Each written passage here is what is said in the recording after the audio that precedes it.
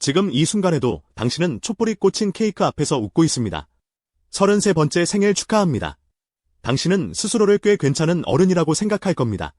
직장도 있고 가끔은 나를 위해 명품 지갑이나 최신형 스마트폰을 할부로 지르는 여유도 있으니까요. 퇴근 후 마시는 시원한 맥주 한 잔과 주말에 몰아보는 넷플릭스 시리즈가 당신이 누리는 소확행일 것입니다.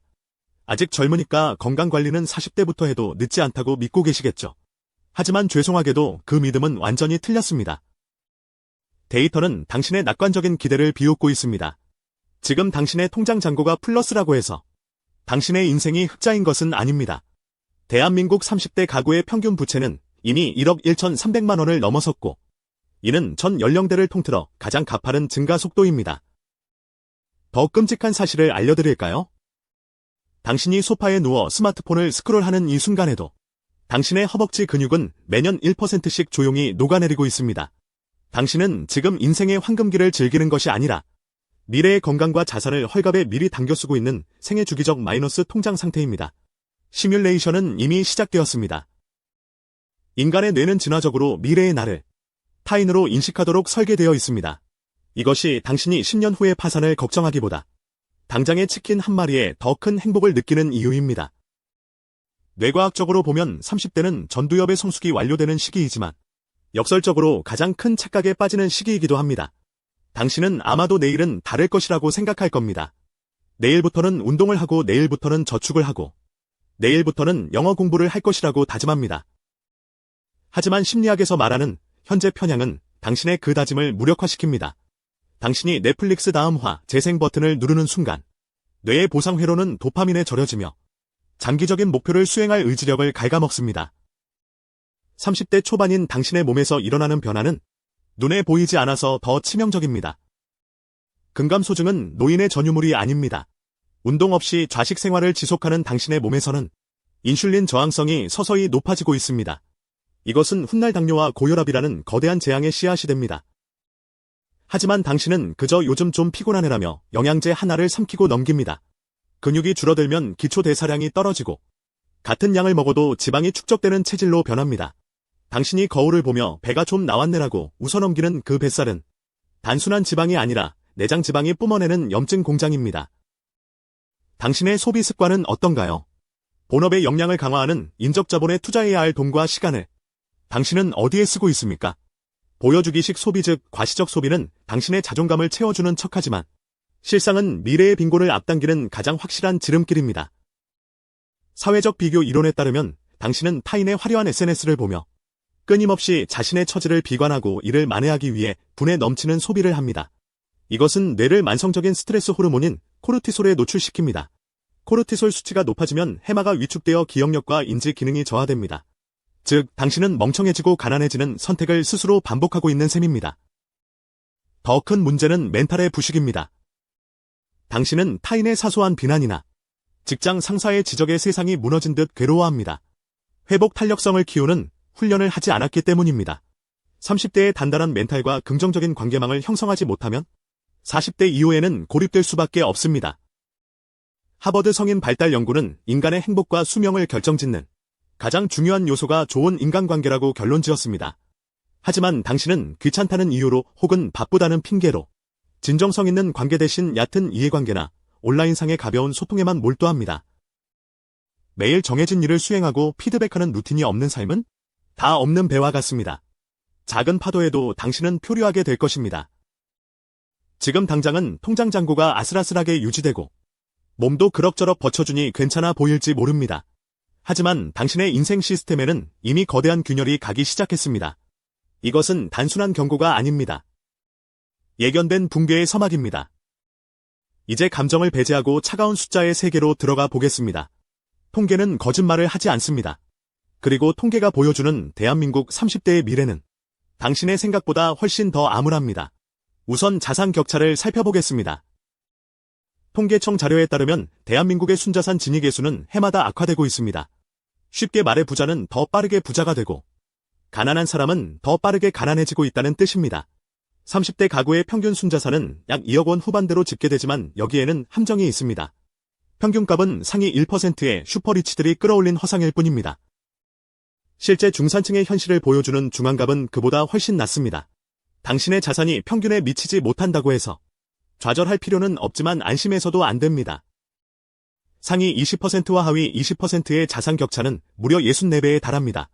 당신이 월급을 한 푼도 쓰지 않고 모아도 상위 계층의 자산 증식 속도를 따라잡는 것은 수학적으로 불가능합니다. 이것이 바로 피케티가 말한 자본 수익률이 경제 성장률을 앞서는 상황입니다.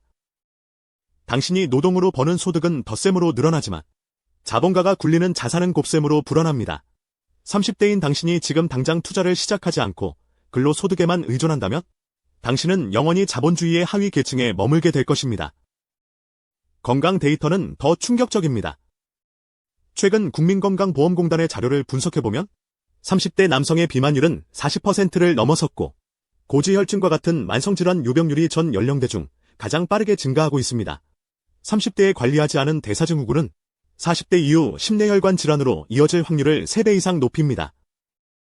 단순히 아픈 것으로 끝나지 않습니다. 질병은 곧 비용입니다. 생애 의료비 통계를 보면 건강한 사람과 그렇지 않은 사람의 노후 의료비 지출 격차는 약 2억 원에 달합니다. 당신이 지금 운동을 하지 않아서 아낀 헬스장 등록비는 나중에 병원비로 수십 배 불어 청구될 것입니다. 글로벌 데이터와 비교해볼까요? 한국의 노인 빈곤율은 경제협력개발기구 OECD 회원국 중 압도적인 1위입니다. 현재의 30대가 노인이 되었을 때 이 수치가 개선될 것이라는 보장은 어디에도 없습니다. 오히려 국민연금의 고갈 시점은 점점 앞당겨지고 있으며 생산 가능 인구의 감소로 인해 당신이 부양받을 가능성은 제로에 수렴합니다. 당신은 부모 세대보다 더 오래 살지만 부모 세대보다 더 가난할 확률이 높은 첫 번째 세대입니다. 당신이 회사에서 받는 월급의 구매력은 인플레이션 탓에 실시간으로 증발하고 있습니다. 소비자 물가 상승률이 5%일 때 당신의 연봉이 3% 올랐다면 당신은 사실상 임금 삭감을 당한 것입니다. 하지만 당신은 연봉이 올랐다고 좋아하며 소고기를 사 먹습니다. 이것이 바로 화폐 환상입니다. 자산 시장에서의 격차는 더 잔혹합니다. 서울 아파트 중위 가격은 이미 일반 직장인이 월급을 한 푼도 쓰지 않고 15년 이상 모아야 가능한 수준이 되었습니다. 주식 시장에서도 마찬가지입니다. 정보의 비대칭성과 자금력의 차이로 인해 개미 투자자인 당신이 기관이나 외국인을 이길 확률은 극히 낮습니다. 30대 후반이 되면 이 격차는 눈에 띄게 벌어집니다. 일찍이 투자를 시작하고 건강을 관리한 동료는 복리 효과를 누리기 시작합니다. 자산이 자산을 낳고 건강한 체력이 업무 성과로 이어져 승진 가도를 달립니다. 반면 당신은 어떤가요? 만성 피로와 허리 디스크를 달고 살며 병원비를 지출하느라 저축은 꿈도 꾸지 못합니다. 직장에서는 생생한 20대 후배들에게 치이고 위에서는 성과를 내라고 압박합니다. 스트레스는 폭식을 부르고 폭식은 다시 건강 악화로 이어지는 악순환의 고리에 갇히게 됩니다. 통계적으로 40대 초반은 생애 소득이 정점을 찍는 시기여야 하지만 준비되지 않은 당신에게는 조기 퇴직의 공포가 엄습하는 시기일 뿐입니다. 당신은 아마 이렇게 항변할지도 모릅니다. 나는 열심히 살았다고. 성실하게 출근하고 야근도 마다하지 않았다고 말입니다. 하지만 냉정하게 말해서 시스템은 당신의 노력을 배신하도록 설계되어 있습니다. 이것은 음모론이 아니라 자본주의의 작동 원리입니다. 왜 당신이 아무리 노력해도 제자리 걸음인지 그 구조적인 원인을 낱낱이 파헤쳐 보겠습니다. 첫 번째는 인플레이션과 임금의 비대칭성입니다. 중앙은행이 돈을 풀면 화폐 가치는 하락하고 자산 가치는 상승합니다. 자산을 가진 사람은 가만히 있어도 부가 늘어나지만 노동소득에 의존하는 당신은 실질소득이 감소합니다. 이것은 보이지 않는 세금과 같습니다. 당신이 은행 예금에 돈을 묵혀두는 동안 그 돈의 가치는 매년 녹아내리고 있습니다. 안전하다고 믿었던 은행이 사실은 당신의 구매력을 갉아먹는 가장 위험한 장소였던 것입니다. 두 번째는 복리의 마법이 당신에게는 저주로 작용한다는 점입니다. 자산가에게 복리는 축복이지만 부채를 가진 당신에게 복리는 재앙입니다. 신용카드 리볼빙이나 마이너스 통장의 이자는 복리로 불어납니다. 또한 나쁜 습관도 복리로 작용합니다. 매일 밤 마시는 맥주 한 캔, 매일 아침 거르는 식사, 하루 종일 구부정한 자세, 이 모든 사소한 습관들이 10년, 20년 쌓이면 회복 불가능한 신체 붕괴로 돌아옵니다. 시스템은 당신이 건강을 잃고 약을 사먹고 병원에 가도록 유도합니다.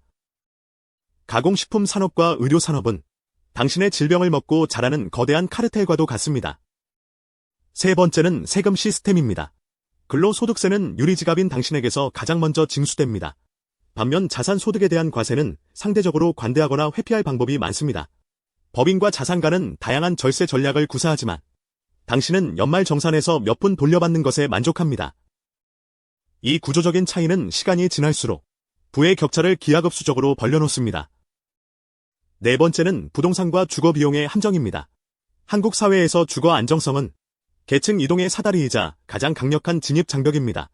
30대에 내 집 마련에 실패하거나 적절한 주거 포트폴리오를 구성하지 못하면 당신은 평생 임대료를 지불하며 집주인의 자산을 불려주는 소장농으로 전락합니다.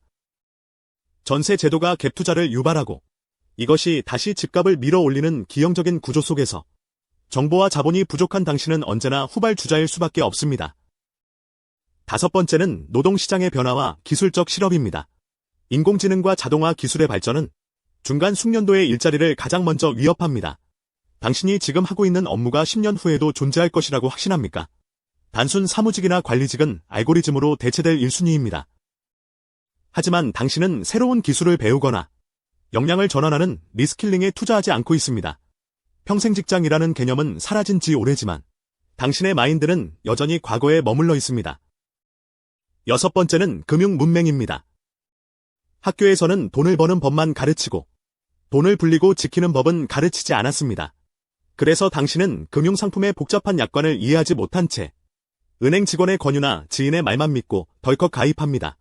금융 시스템은 무지한 자에게 가혹한 비용을 청구합니다. 당신이 지불하는 수수료, 당신이 놓치는 수익률, 이 모든 것이 금융사의 이익이 됩니다. 일곱 번째는 네트워크의 폐쇄성입니다. 성공한 사람들은 그들만의 커뮤니티에서 알짜 정보를 공유합니다. 좋은 투자처, 유망한 사업 기회, 자녀 교육 정보 등은 폐쇄적인 네트워크 안에서만 유통됩니다. 당신이 퇴근 후 직장 동료들과 상사욕을 하며 술을 마시는 동안 그들은 미래를 위한 생산적인 대화를 나눕니다. 당신의 인간관계는 소모적이지만 그들의 인간관계는 생산적입니다. 여덟 번째는 건강 불평등입니다. 건강은 이제 개인의 책임이 아니라 자본의 문제가 되었습니다. 신선한 식재료, 정기적인 검진, 퍼스널 트레이닝, 스트레스 관리 등 건강을 유지하는 데는 비용이 듭니다. 소득이 낮을수록 가공식품 의존도가 높고 운동할 시간은 부족합니다. 이것은 건강 수명의 격차로 이어지고 결국 노동 능력의 상실을 앞당겨 빈곤을 고착화합니다. 아홉 번째는 교육과 계층 세습입니다. 당신이 자녀 교육에 올인하며 노후 자금을 갉아먹는 동안 자산가들은 자녀에게 자본과 시스템을 물려줍니다. 사교육비 지출은 당신의 노후를 파괴하는 가장 큰 주범 중 하나입니다. 당신은 자녀의 성공을 위해 희생한다고 생각하지만 결과적으로는 빈곤한 노인이 되어 자녀에게 부양의 짐을 지우게 될 것입니다. 마지막 열 번째는 인지적 자원의 고갈입니다. 가난과 불안은 뇌의 대역폭을 차지합니다. 당장의 생활비 걱정, 대출금 상환 압박에 시달리는 당신의 뇌는 장기적인 계획을 세울 여력이 없습니다. 터널 시야에 갇혀 눈앞의 문제만 해결하느라 급급하게 됩니다. 시스템은 당신을 항상 바쁘고 불안하게 만들어 당신이 자신의 삶을 주체적으로 설계하지 못하게 방해합니다. 자, 그렇다면 이 절망적인 시뮬레이션에서 탈출할 방법은 없는 걸까요? 다행히 데이터는 몇 가지 검증된 솔루션을 제시합니다. 상위 10%의 자산가들이 공통적으로 실천하는 패턴을 분석해보면 답이 나옵니다. 첫째, 저축률을 강제하십시오. 전문가들은 월소득의 최소 30% 이상을 선저축하고 나머지로 생활할 것을 권고합니다. 소비하고 남은 돈을 저축하는 것이 아니라 저축하고 남은 돈으로 생존하는 것입니다. 둘째, 미국 S&P 500 지수 추종 ETF와 같은 인덱스 펀드에 적립식으로 투자하십시오. 개별 종목 대박을 노리는 도박을 멈추고 자본주의 시장 전체의 성장에 베팅하십시오. 워런 버핏도 추천한 가장 확실한 방법입니다. 셋째, 근력 운동은 선택이 아니라 생존 필수 과목입니다. 주 3회 이상의 고강도 웨이트 트레이닝은 당신의 근육을 연금처럼 지켜줄 것입니다. 허벅지 둘레가 1cm 줄어들 때마다 당뇨병 발병 위험이 급증한다는 연구 결과를 잊지 마십시오. 넷째, 수면과 식단을 통제하십시오. 하루 7시간 이상의 양질의 수면은 치매를 예방하고 뇌 기능을 회복시키는 공짜 보약입니다. 정제 탄수화물을 줄이고 단백질 섭취를 늘리는 것은 비싼 다이어트 약보다 훨씬 효과적입니다. 다섯째, 기록하고 피드백하십시오. 가계부를 쓰고 운동 일지를 적으십시오. 측정되지 않는 것은 관리될 수 없습니다. 매일의 작은 데이터들이 모여 당신의 인생을 증명하는 지표가 될 것입니다. 이 영상이 끝나는 순간 당신에게는 두 가지 선택지가 놓입니다. 하나는 지금까지 해왔던 것처럼 불안해하면서도 아무것도 바꾸지 않는 삶입니다. 편안하고 익숙할 것입니다. 하지만 그 끝에는 존엄을 잃은 비참한 노후가 기다리고 있습니다. 다른 하나는 당장 오늘부터 불편함을 선택하는 것입니다. 맥주 대신 덤벨을 들고 명품 대신 주식을 사고 넷플릭스 대신 책을 펴는 것입니다. 고통스러울 것입니다. 하지만 30대의 1년은 40대의 3년과 맞먹는 가치를 지닙니다. 지금 흘리는 땀방울이 미래의 피눈물을 막아줄 유일한 방파제입니다. 당신에게 주어진 30대는 투자 대비 효율 즉 ROI가 인생에서 가장 높은 시기입니다. 40대 이후에 망가진 몸과 계좌를 복구하려면 지금보다 3배 이상의 비용과 노력이 듭니다. 아니 어쩌면 복구 자체가 불가능할 수도 있습니다. 오늘의 안일함이 내일의 재앙이 될 것인가?